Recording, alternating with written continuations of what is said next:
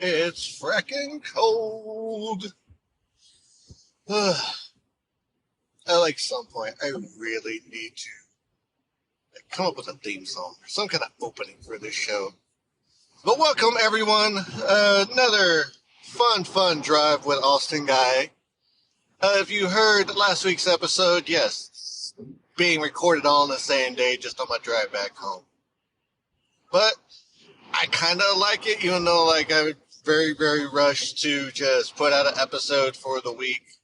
I could just pick up where I left off and at least still have all my thoughts and fresh and kind of cohesively remembered. So, first of all, I hope everyone's week has been going good. And since this is past me talking to future you, if you're in Texas, Jesus Christ, I hope you survived the freeze that was this past weekend. I know I barely survived.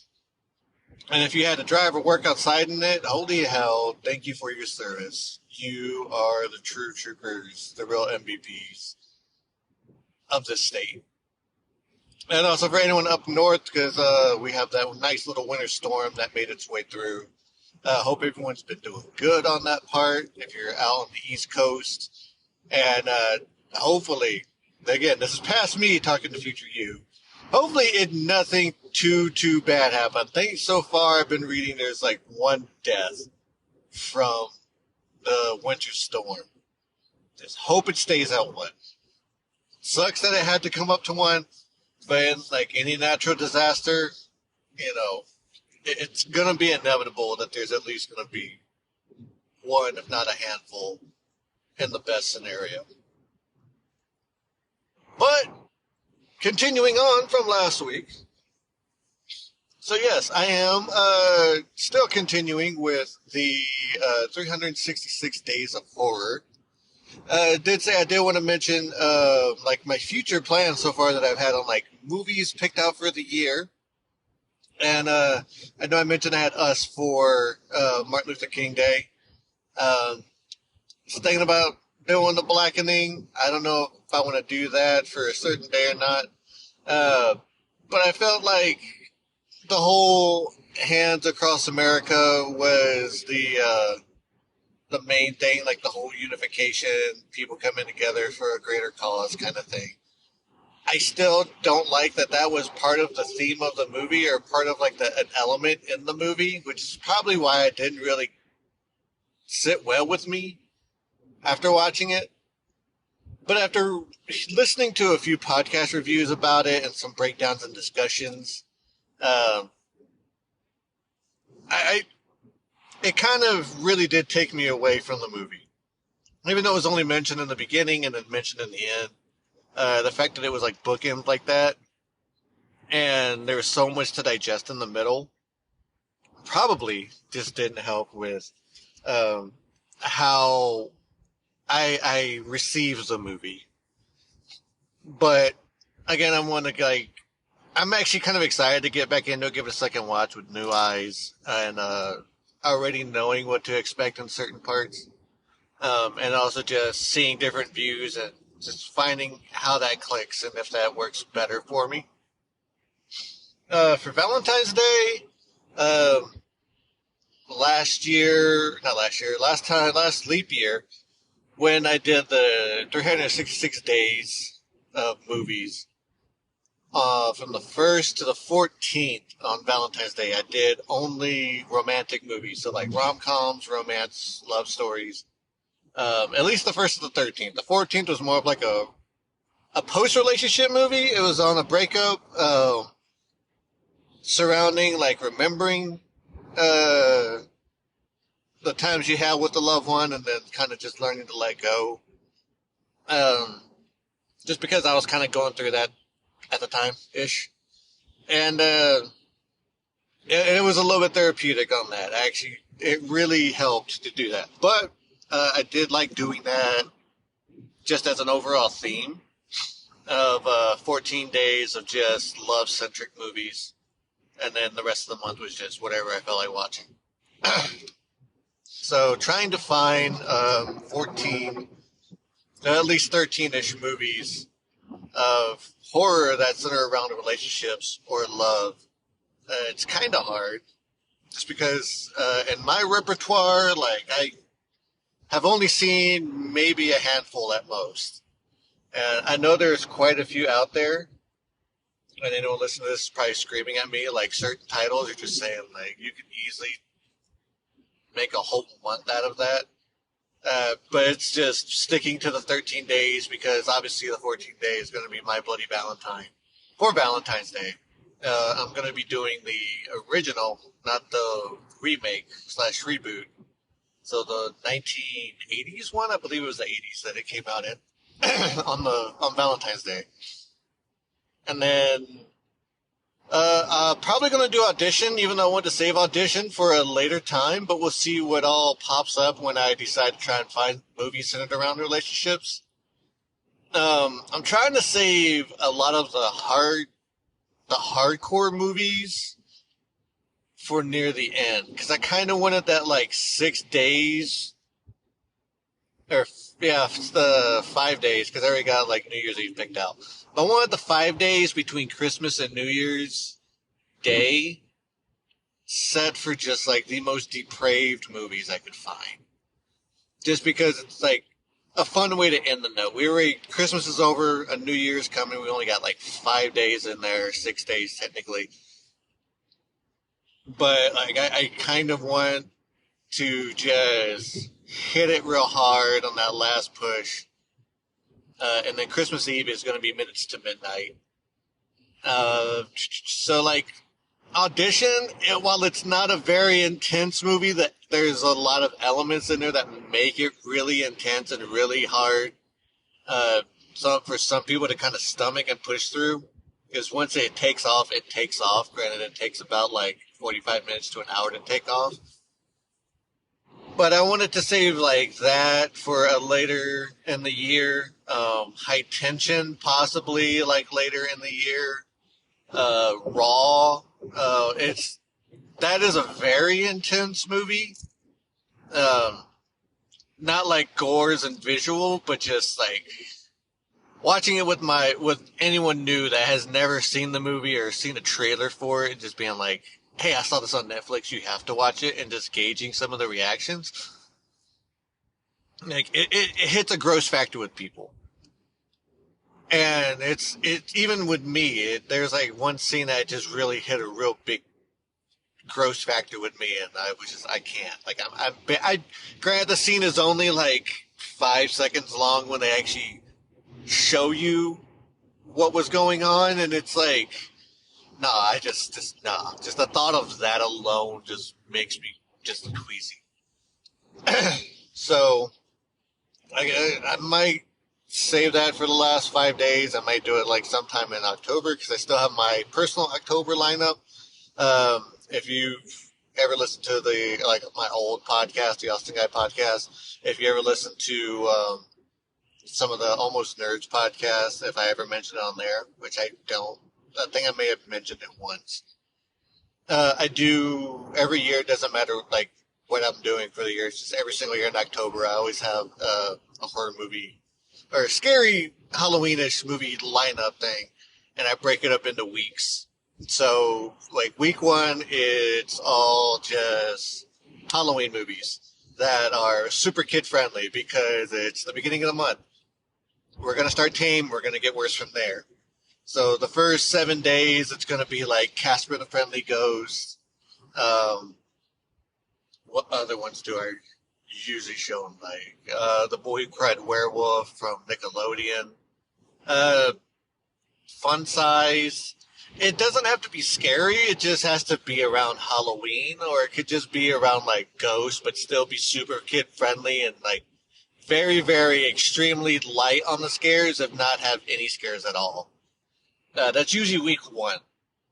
And then depending upon how the week's going, I usually end week 1, or just start week 2.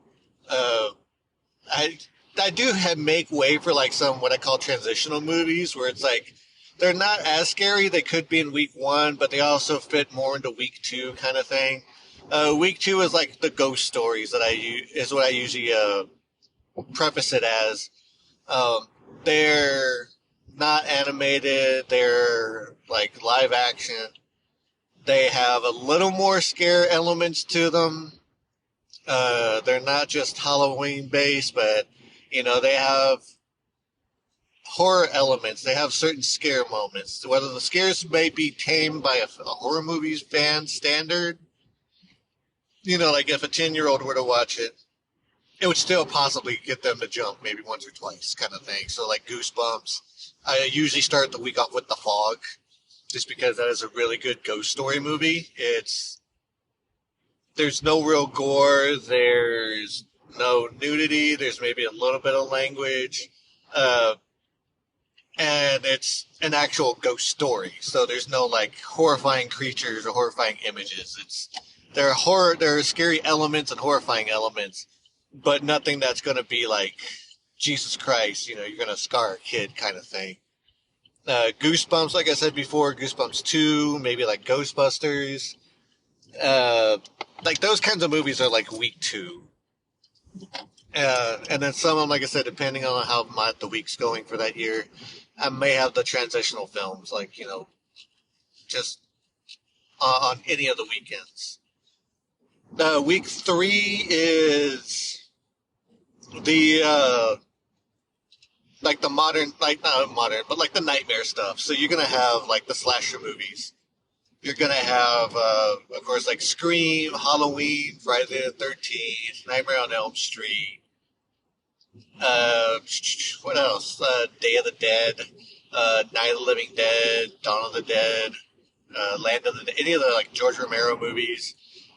Any of the Lucio Fulci movies, Zombie or Zombie 2, however you want to like, whichever title on that movie you like. And then, those are like the really, really scary movies. Those are like the horror movies, full on horror movies. Like, if you think of when a non-horror fan or even someone who's just kind of dabbles a bit in horror, knows those movies. Like, those are the movies that are going to be week 3. Granted, there are some that are like, no, those are strictly week 4, and then there are some that's like, it's like a week 2, week 3 crossover. The Strangers also being like a week 3 movie. Dead Silence is like the unrated version of Dead Silence is like a week 3, week 4. But week 4 is like super, super what the fuck movies. So that's where it's going to be like Raw, Martyrs, High Tension. Obviously, like a lot of foreign horror, just because they're like really, really out there with how they go and how they get. Audition would be another one. House of a Thousand Corpses. Maybe like Devil's Rejects. Devil's Rejects is kind of like a 3 to 4, maybe a 2 to 3 transition. It's not as terrifying and not as mindfucky as House of a Thousand Corpses. And then after week 4, because that's 28 days, it's 3 days. The last 3 days of Halloween. And those are left strictly for Halloween movies, the Halloween franchise. I'll put on whatever Halloween movie I feel like putting on for those last 3 days. I usually don't watch the whole franchise just because there's some movies that I just don't give two shits about on the Halloween franchise, which is like the whole astrological storyline. But I usually, on the 31st, my main event movie is Halloween 3. To me, it is, even though it is a Halloween movie, and I know Carpenter's intentions about wanting to do an anthology, like, even if you literally just took the Halloween title off of that movie and just, like, let it be its own thing, it is a fucking great Halloween movie. Is it my like top tier? It's up there. It is. It's hard for me to pick put it as number one uh, off the bat, just because I have like two other movies that pop into my head right away along with it.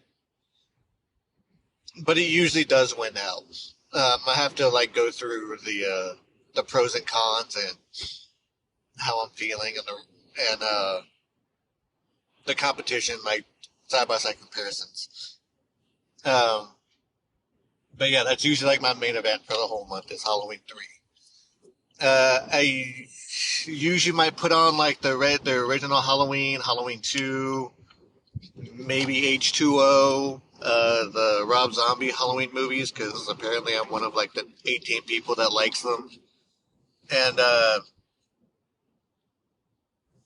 even like the reboot, the Danny McBride, David Gordon Green reboot of Halloween and Halloween Kills. Uh, don't get me started on Halloween End. I'm still like, I have initial reservations about that movie, and I I still think about it and think over it quite a bit. So I'm still like not fully cemented in hating it.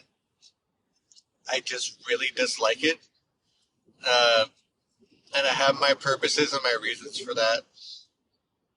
And it's not just following the trend, but it's even as just it hits it hits certain things, and not beats of the movie, and not beats of a story, but it hits certain things in a good way, and it hits certain things in a bad way. And like I said, I need to rewatch that movie again. Probably wouldn't add it to my collection. Actually, that's a lie. I probably will, just because I have to have all the Halloween movies, and I just probably won't ever touch it. It's probably one of those ones that'll just sit sealed on my shelf, and I'd just rather straighten the fuck out of it, just so I don't have to really worry about it. But uh, anyway, getting on like a little tangent about that, sidetracked. Um, for spring break, Shutter has quite a good like selection that I saw. Influencer is one that I'm kind of curious about. It seems to fit the spring break motif. Touristas. Uh, Surprisingly, there's like a lot of holiday horror movies just because Thanksgiving came out, just rounded everything out. I'm gonna do Krampus on Christmas. Obviously, Thanksgiving on Thanksgiving. Juneteenth, because we're in Texas and that's a holiday. I was thinking about doing Antebellum, which is a horror movie. I was always on the fence about. I'm kind of more curious about it now that I've like, I guess, taste wise, I'm ready to try and give it a watch. So I figured just why not put it on Juneteenth. What else there? 4th of July, Return of the Living Dead, just because it blatantly says 4th of July, or July 4th, at I believe it was like 1:38 or 3 something, like 3:45. I gotta watch the movie again, it's been a while. Gonna do that on the 4th of July, even though I know there's other movies I could possibly do. And then, there's like April Fool's Day. There's a movie for April Fool's Day. Obviously in the summertime, between May and August, I'm gonna do like Sleepaway Camp.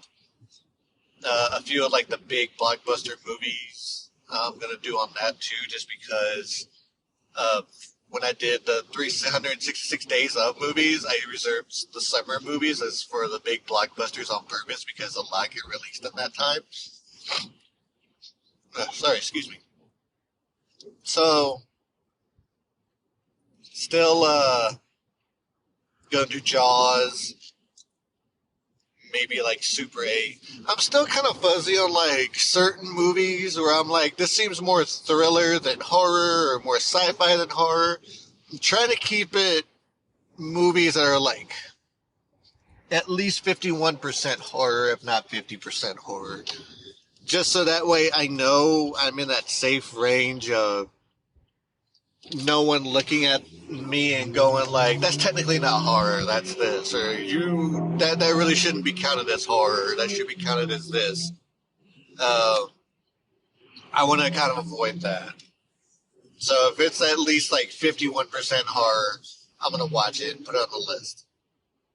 Obviously, I'm gonna be doing my research, going through forums, trying to see like what the community what the community consensus is on certain films that I'm questioning whether they do count as horror. Just because, like I was explaining to a few friends, there's like comedy is like one of the big ones. Like there's comedy horror, then there's horror comedy. Um, and the way that I kind of differentiate the two in my head is comedy horror would be like Scary Movie. It's comedy first and horror themes or horror elements. And then Shaun of the Dead would be horror comedy. It's horror first with some good jokes sprinkled in. And I would rather much do horror comedy than comedy horror. So that kind of gives you like a look into my thought process. So if it's, I would rather do horror first and then the second genre, like horror sci-fi, horror mystery, horror thriller, or horror suspense, something like that. And also just being an overall horror fan, like kind of delving deeper into the horror community and seeing that there's so many subgenres to horror. I want to explore a bit more into certain subgenres just so I can kind of get fine-tuned as to why those subgenres are, why certain movies are in certain subgenres more than others. Because obviously, if you're a big horror fan, you've watched at least one of just about every subgenre, whether you're comfortable with it or not. So that's, like, I always just say horror is horror. I don't give two shits if it's body horror or home invasion. All these different kinds of horrors. Like, I'm blanking on that right now, which is shocking. So those are like my those holidays and those certain movies on certain days are like my main checkpoints for my calendar year right now. So now it's just like filling in the gaps in between those. Also, March 21st, I forgot about that because it's a little after spring break. March 21st is because it is a big day for horror fans because everyone at least likes one of the movies. That is Purge Day. So obviously watching one of the Purge movies on that day. So yeah, like that's another big holiday or big day on the calendar. And I'm just ready to go through this. Super excited about it. Even though I got a toddler, I'm trying to make sure, like, right now she's at that age where none of what she sees kind of makes sense. Better than like Coco Melon and Stray Kids. But like when it comes to horror, like we watched Color Out of Space the other night or last night, and there's a lot of body dysmorphia, body horror type images, especially like really close up body horror gore. And it wasn't clicking. You could tell it wasn't clicking with her. She wasn't really reacting at all. She wasn't like wide-eyed, shocked, just couldn't comprehend. She was just staring at it like, what the hell's that kind of thing. So, like, if I could kind of keep some of those movies like that and play it safe, that'd be awesome. Just because she's always has to be around and always has to be a part of whatever everyone is doing, not just mommy and daddy. So yeah, it's going to be fun trying to work around this whole year, especially with a pretty intense and crazy work schedule, the commute.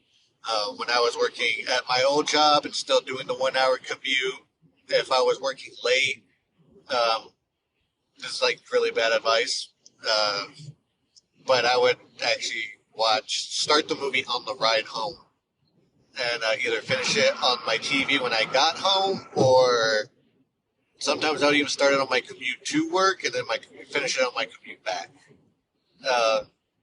Just have it playing, and then I would just like glance over to the side every now and then, so I can still say I did watch it. Probably won't be doing that for this commute during this challenge, just because I'm going to have the podcast going, and there's certain movies that I actually want to take the time to sit down and pay attention to and fully watch and study and try and comprehend and understand. So it would be real hard to be in an environment where I'm multitasking and still just trying not to like split my focus on several different things. Also, it's illegal. Don't do that. I gotta set that disclaimer out there. Don't text and drive. Don't TikTok and drive. Watch any YouTube videos and drive. Act right. Pay attention to the road. Wear a seatbelt. Do the right thing. Have the Dare bumper sticker on your car.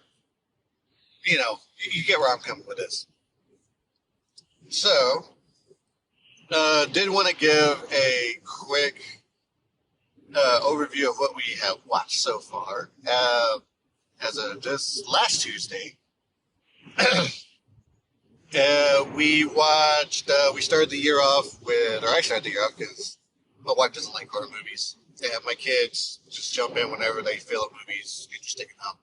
I watched Terror Train on New Year's Day because my daughter's birthday was on the 2nd. I watched Happy Death Day.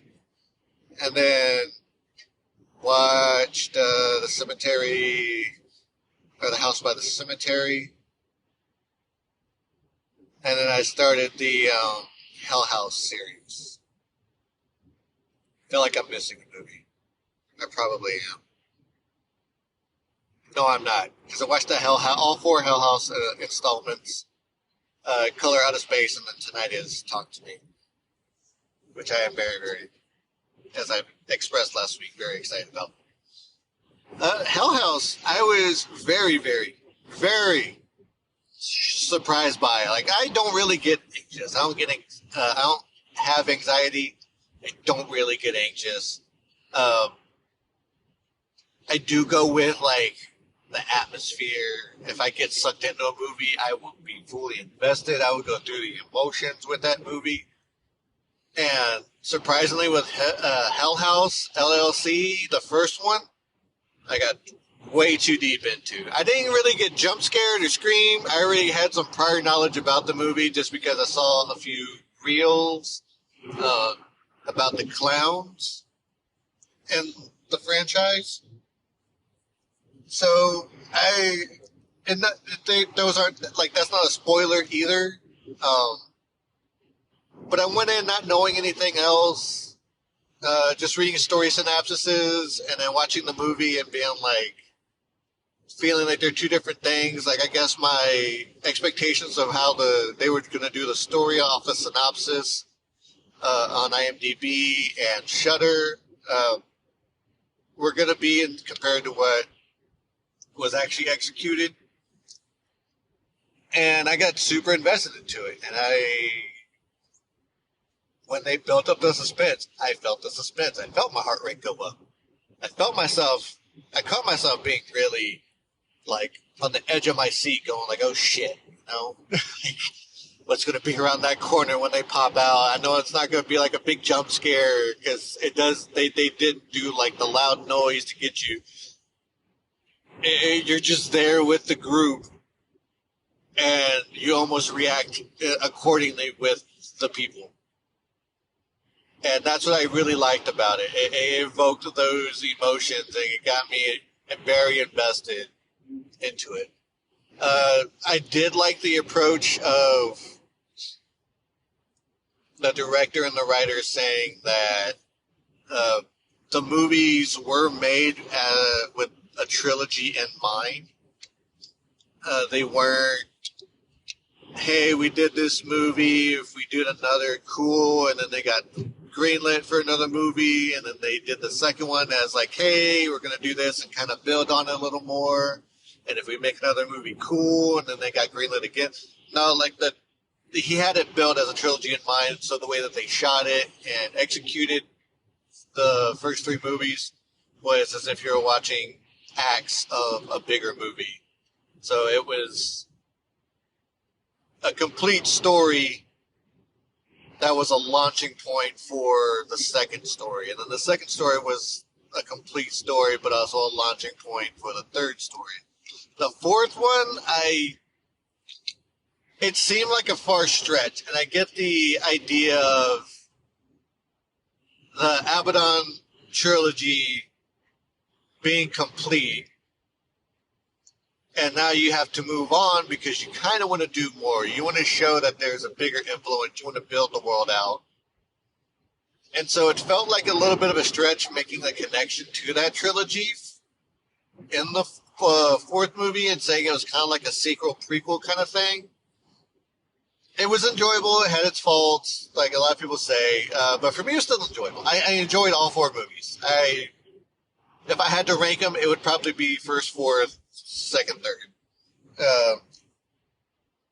But I was still really excited to see what the movies had in store.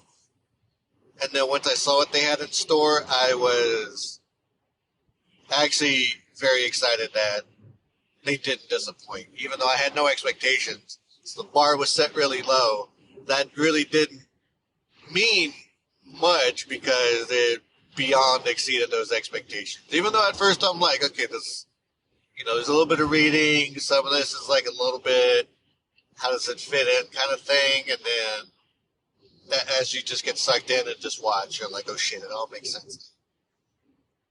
Well, I do want to rewatch them and see if there was stuff that was planted in especially the first and second movie that was said to have happened in the third and fourth movies. But, I got to find time for that. And I eventually hope to at some point get physical copies of all four movies.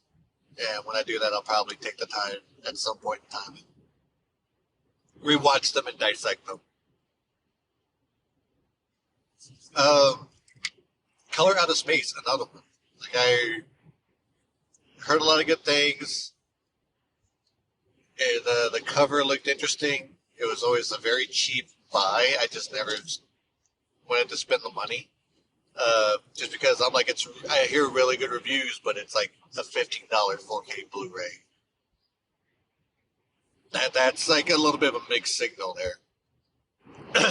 But watch it on Shudder. Another one I might have to do a second rewatch on, just because I know there's some stuff I missed. Didn't completely take away from the experience because it was actually a pretty good movie. I am a little bit lost on Lovecraftian themed horror movies, but I guess it's just because I myself still don't fully understand Lovecraft horror. I haven't really read any of the Lovecraft books, or I just watched movies based off of the books, or using Lovecraftian style horror. And so I'm like, okay, I kind of see the theme. I see the common features, the common denominators of everything under that umbrella. I just need a little more info, essentially. And of course, the worst time to do research is when you haven't really slept well, once. All right, so you weather being cold and dry, and then me trying to cut back on sodas. I try to drink some water while I'm recording. Also trying to keep an eye on time because this podcast app keeps me at a 1 hour time limit on everything. Even though my commute is roughly 45-ish minutes, I still like to make sure that I am staying within time so I can get everything in that I need to. But yeah, Color Out of Space. I would definitely buy it. It was more insane than I thought it was going to be. And it seemed a little too fast with some of the events. Not the pacing, but some of the events that happened. But again, a movie I'd have to rewatch again and dissect. And not necessarily because it's a bad thing, but one, just to kind of pick up on what I know I missed last time, and then two, just to kind of fill in a few more blanks. for stuff to make even more sense to me.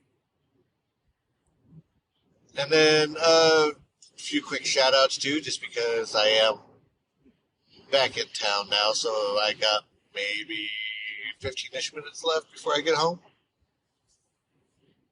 A few quick shout outs. Bernie Burns of Rooster Teeth fame, him and his wife Ashley have started another podcast, all on their own, called Morning Somewhere. It is on Spotify. I would definitely give them a listen. It is a very short podcast. They're trying to essentially mimic a morning radio show, minus the music. They try to keep it short. On the first episode, Bernie said under 30 minutes, maybe around like 15 to 20 minutes per episode. And it really does work out a lot. Even though you can tell that they want to go into depth more, they still post the episodes Monday through Friday. Yeah, so they just save what they don't get to, they save for talking points on the next episode, and they just keep building and building from there. And if you know Bernie and Ashley, you know their dynamic, and you've watched them all through their years with Rooster Teeth, you're gonna love this show. It's a great thing having them back. So I definitely recommend just subscribing to Morning Somewhere. Very catchy name. Very good to have Bernie's insight back, especially being like a younger fan when Rooster Teeth was really starting to take off and growing with all of those guys and their personalities, and now relating a little more to Bernie just because I'm at the age he was during the peak of Rooster Teeth. So I was like, okay, I get it. Things are starting to click now, and I get his points of view. So,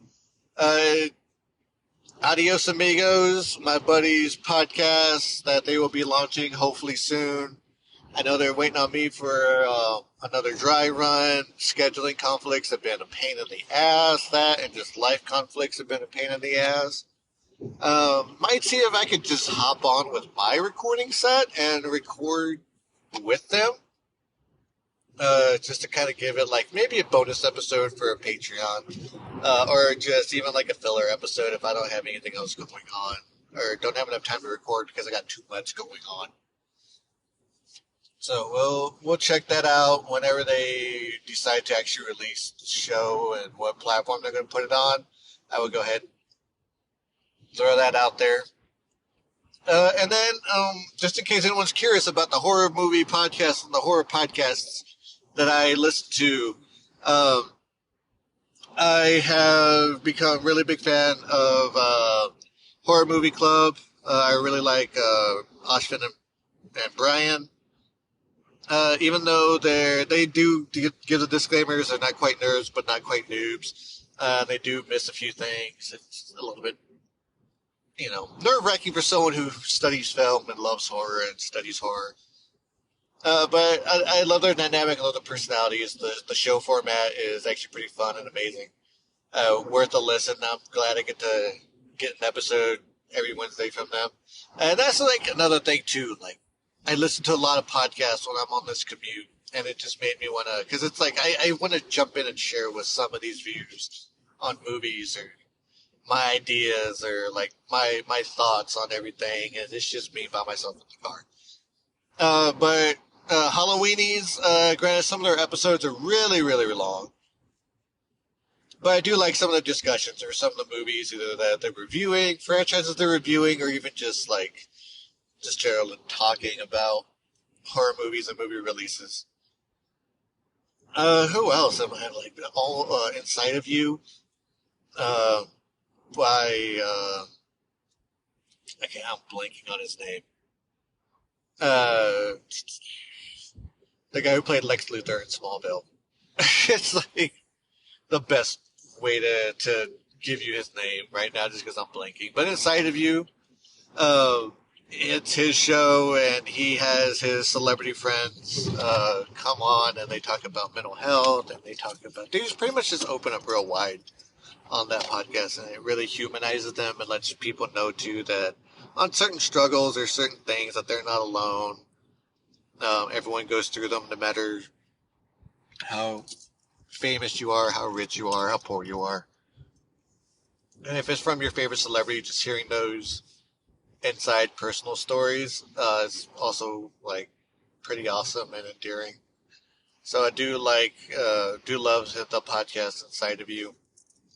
I do kind of pick and choose on some of the episodes though, just because I don't really care too much about some of the guests because I don't know who they are. But if I ever have anything like I don't have a show to listen to, then I'll just pop on one of those episodes, and I end up being surprised at how much I like it.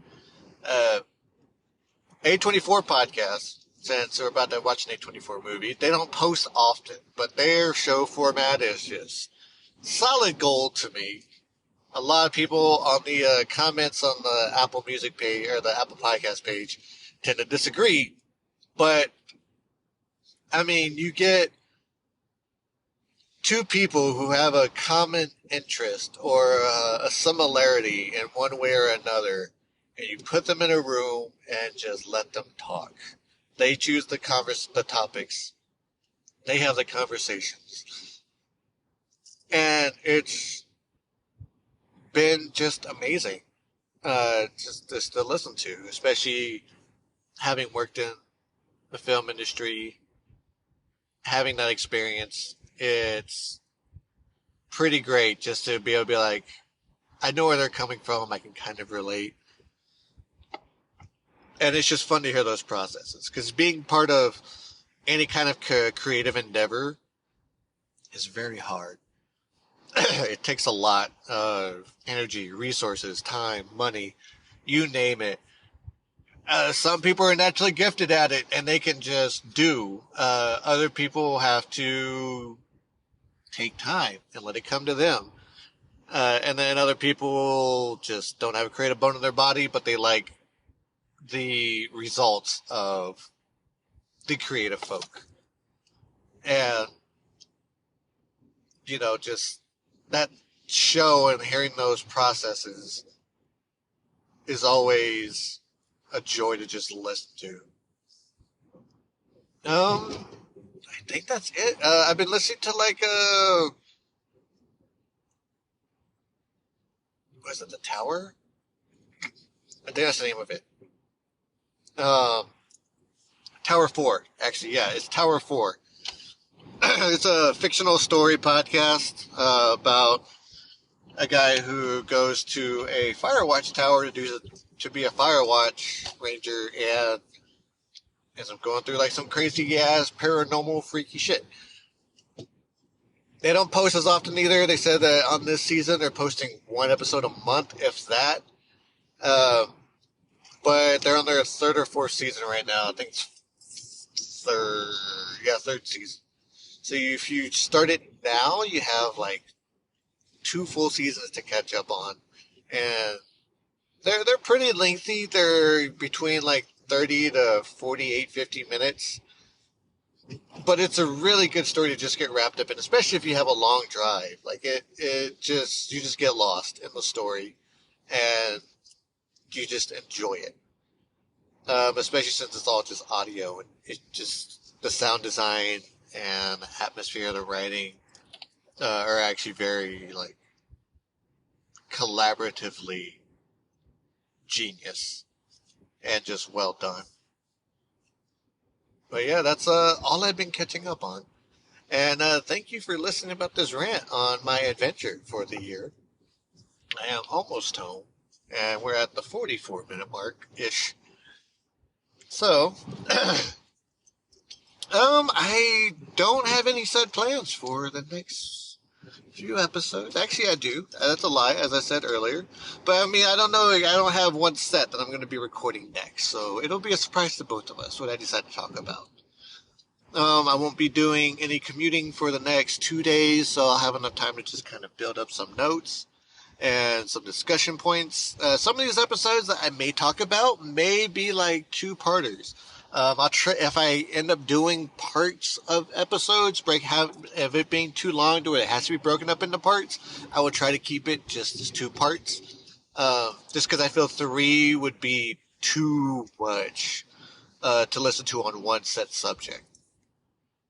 So I will try and keep it as just a 2-parter, maybe 1.5. just because I just want to get my thoughts out and I don't really want to bore anyone and be too redundant, repetitive, and just overall boring. So, I know one of the Halo ones I want to talk about is going to be a one-parter.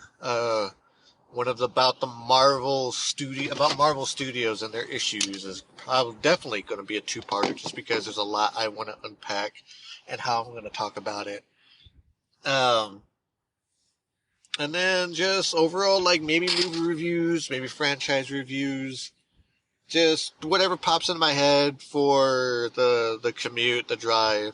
And like I said, once everything gets going, because especially uh, once I'm working a lot more and being able to do the commute and driving on my own and being able to record in a good atmosphere in the car, um, I'll be churning out episodes just so I can kind of cover my butt on uh, future dating and future releasing. Because we do have a few things coming up that are going to be taking a lot of my time, and I really won't have the opportunity to just record. Maybe like a 15-minute update, yeah, I might be able to do it, but like just any old regular episode, it'll conflict with that, and I really won't be able to get anything done. So I do kind of want to build up a backlog real fast. So, you know, in a few months' time, if you're hearing me talking about something and I make a reference to something that's, X amount of days old, or X amount of months old, you know why. All right, I'm getting the warning sign from this, even though I got like a solid 13 minutes left. And I am already in my driveway. So, appreciate all the listens. Again, thank you guys so much. I'm still trying to, at some point, work on getting this on like Apple, all the other like platforms that you could find and listen to podcasts on, so I can kind of reach more people. But for everyone who has searched for this show, who has listened to even just 2 minutes of my god-awful voice or my weird-ass voice, because the voice in my head sounds a lot better than the voice that comes through this microphone.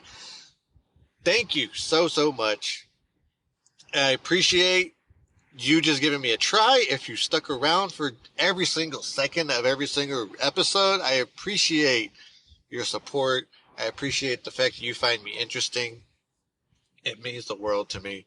Like I said last week / earlier this afternoon, I am working on getting a Patreon, just so, $1 here, $1 there. I probably won't go higher than 5, just because I don't feel comfortable asking for people to donate that much higher. That's just, hey, have a smoothie, have a tea, have a snack for the road, on us kind of thing. And then we may do a little more, but that's all like very fluid through this year. We'll see how things go. Gonna talk about Extra Life at some point, because Extra Life is going to be very different this year. So yeah, we'll make a whole episode about that. But until next time, next drive, I appreciate you folks riding along with me as always, and I will see you on the next journey. Thank you all. Have a great night, great day, great week, great weekend, and I'll see you next time.